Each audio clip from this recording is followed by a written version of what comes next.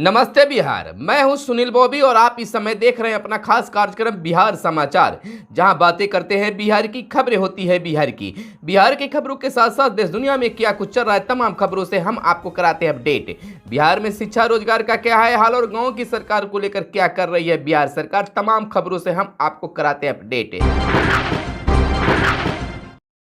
बिहार में नियोजित शिक्षक, आंगनवाड़ी सेविका और सहायिका, आशा कार्यकर्ता, वार्ड सदस्य, मुखिया जी, सरपंच साहब और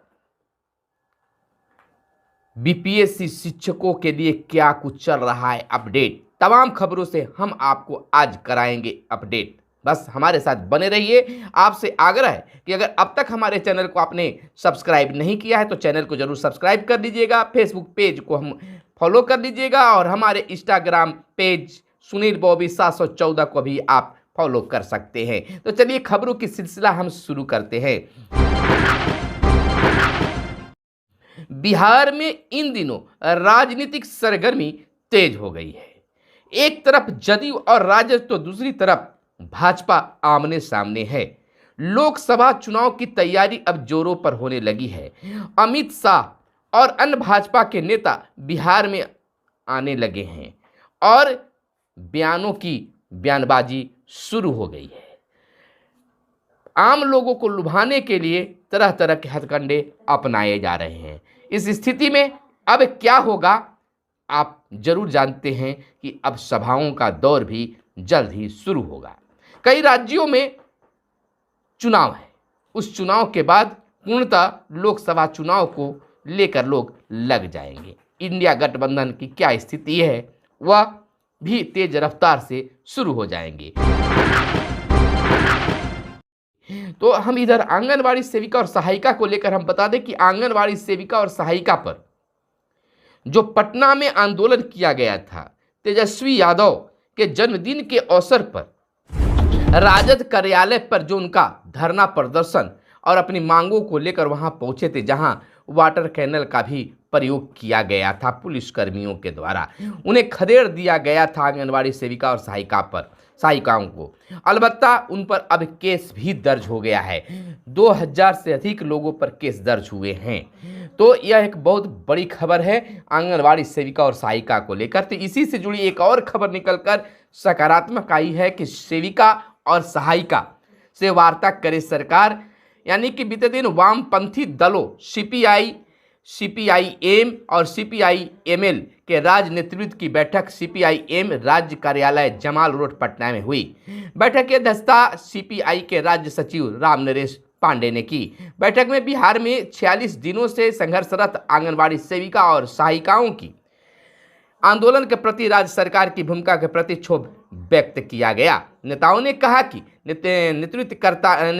नेतृत्वकारी प्रतिनिधियों से तत्काल वार्ता सरकार करे और सम्मानजनक हल भी निकाले। सभी निलंबित सेविका और सहायिकाओं को निलंबन सरकार तत्काल वापस ले और उन पर भी जो भी कार्रवाई हुई है, एफआईआर हुई है, वो तमाम चीज़ों को सरकार वापस ले। इधर सेविका और सहायिका की बात कर ले तो प्रखंड स्तर पर और जिला स्तर पर सेविका और सहायिका आंदोलन की रूपरेखा तैयार करने में एक बार फिर जुट गई है और छठ बाद फिर से आंदोलन की शुरुआत होगी। लेकिन इस बार कुछ अलग होने की संभावना है। जहां सड़क पर है तो वहीं सदन पर भी बात आएगी और कोर्ट में भी जाने की प्लानिंग हो रही है।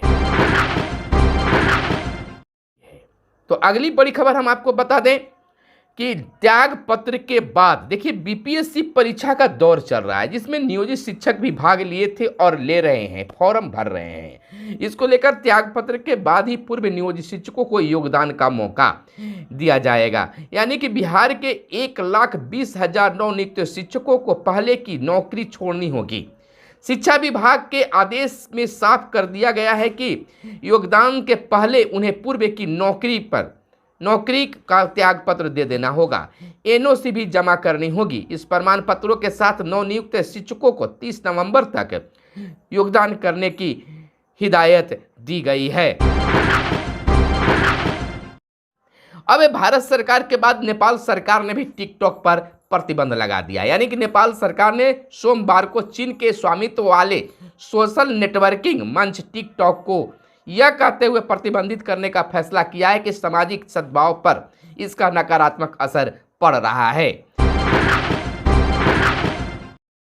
इधर दिव्यांगों के लिए लगेज गार्ड बोगी में सीट आरक्षित होगी, यानी कि रेलवे ने दिव्यांगजनों को गार्ड में डिब्बों में 4 वर्ष का कोटा आरक्षित रखने के निर्देश दिए हैं। तो बिहार की राजनीति में बहुत कुछ इन दिनों चर्चा का विषय बना हुआ है। जीतन राम मांझी ने सपने में भी सीएम बनने का नहीं सोचा होगा। जदयू के वरिष्ठ नेता व भवन निर्माण मंत्री अशोक चौधरी का कहना है। यह हकीकत है कि जीतन राम मांझी को मुख्यमंत्री नीतीश कुमार ने ही सीएम बनाया। वे तो सपने में भी नहीं सोचे होंगे कि सीएम बनेंगे। यह बात जो है अशोक चौधरी ने कही है, यह बिल्कुल। लेकिन इसी के संदर्भ में जीतन राम मांझी ने कहा है कि दलित मुद्दा उठाने पर पीएम बधाई के पात्र है। आभार जताया है जीतन राम मांझी ने, यानी कि हम सेकुलर के संस्थापक व संरक्षक जीतन राम मांझी ने प्रधानमंत्री नरेंद्र मोदी को दलित अपमान के मुद्दे को सार्वजनिक मंच से उठाने के लिए धन्यवाद दिया है। बिहार लोक सेवा आयोग को जल्द भेजी जाएगी अधियाचना, यानी कि हाई स्कूल +2 में बहाल होंगे 11,000 हेडमास्टर। 6,000 पद पुराने हैं हेडमास्टर पद की कुल रिक्तियों में और 5,334 उच्च माध्यमिक स्कूलों में नियुक्ति के लिए ली गई है कैबिनेट की स्वीकृति। इधर प्रदेश के यानी कि बिहार के सरकारी माध्यमिक और उच्च माध्यमिक विद्यालयों में 11,334 पदों पर हेडमास्टर यानी कि प्रधानाध्यापक की नियुक्ति होने जा रही है। शिक्षा विभाग द्वारा इसकी तैयारी अंतिम चरण में है। जल्द ही इन नियुक्तियों को लेकर बिहार लोक सेवा आयोग अधियाचना समान प्रशासन विभाग के माध्यम से भेजी जाएगी। कि मौसम का मिजाज लगातार बदल रहा है, ठंड का असर बढ़ रहा है, तो पछुआ का प्रभाव बढ़ते ही गिरा पारा। सूबे में 24 शहरों का तापमान, आपको बता दें पटना सहित राज्य के 24 शहरों में पछुआ का प्रभाव बनने से न्यूनतम तापमान में कमी आई है। मौसम विभाग ने 2 दिन पहले ही तापमान में गिरावट का पूर्वानुमान जारी किया था।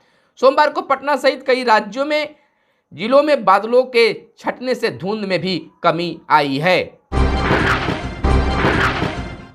इधर हम आपको बता दें कि बाल श्रम रोकने को अब मंदिर मस्जिद में भी सूचना पट लगेंगे। लोगों को जागरूक करने का हुआ है निर्णय और बाल श्रम पर कार्रवाई का होगा विवरण।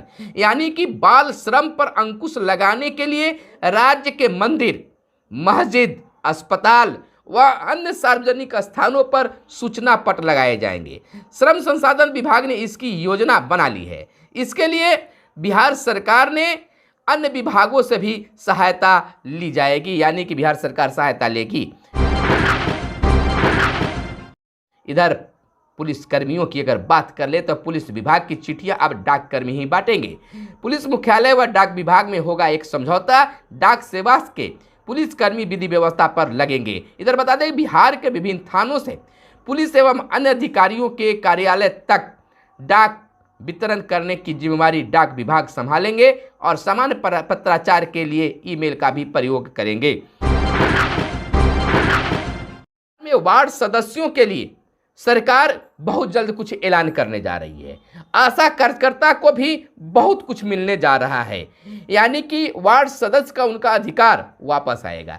जिस प्रकार से मुखिया जी के लिए अधिकार का हनन मार रहे हैं, मुखिया जी खुद के अधिकार का हनन मार रहे हैं और लगातार संघर्षरत हैं, योजनाएं बाधित होने की भी बात कर रहे हैं, तो सरकार भी मुखिया जी के संबंध में सोच रही है।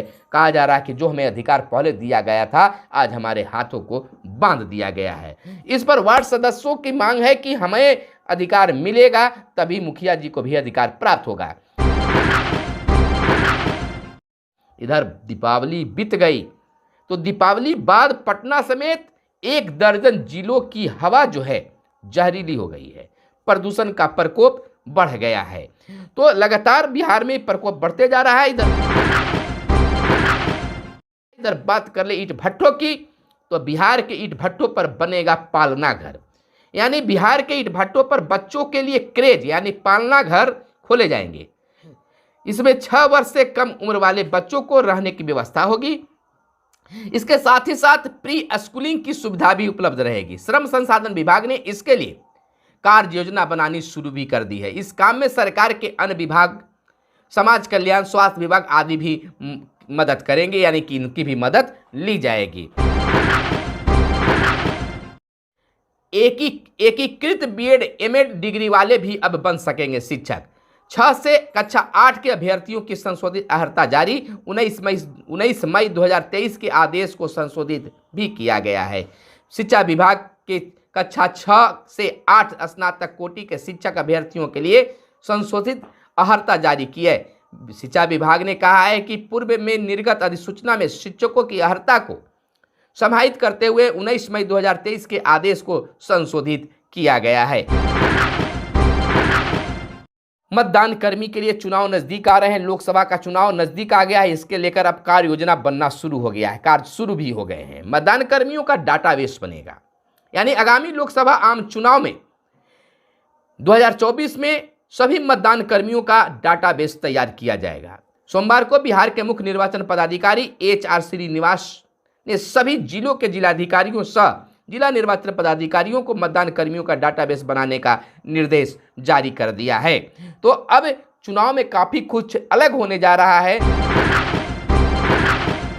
और इधर बीपीएससी शिक्षकों की ज्वाइनिंग को लेकर लगातार उलटफेर हो रहे हैं, लेकिन अब तक विद्यालय ज्वाइन नहीं हो पाए। लेकिन कहा जा रहा है कि 1 से 2 दिनों में छठ से पहले सभी बीपीएससी नवनियुक्त शिक्षक जो है उनको स्कूलों का आवंटन कर दिया जाएगा और स्कूल जो है वह इसे ज्वाइनिंग के लिए खुले भी रहेंगे।